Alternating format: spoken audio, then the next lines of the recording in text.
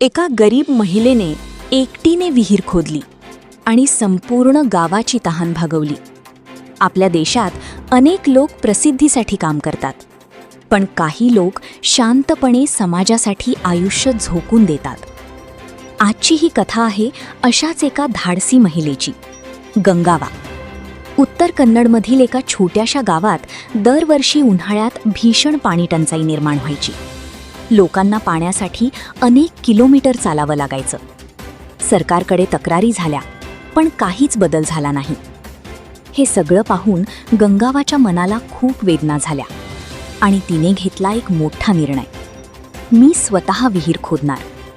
हातात फक्त फावडं, कुदळ आणि जिद्द. दिवसभर मजुरी करूनही ती रोज विहीर खोदायची.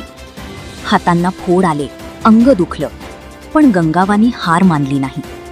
अखेर 6 महिन्यांच्या अथक मेहनतीनंतर 30 ते 40 फूट खोल विहिरीतून थंडगार पाणी बाहेर आलं. त्या क्षणी संपूर्ण गाव भावूक झालं. एका सामान्य महिलेने ते करून दाखवलं जे मोठमोठे अधिकारी आणि नेते करू शकले नाहीत. आज त्या विहिरीचं पाणी अनेक कुटुंबांची तहान भागवत आहे.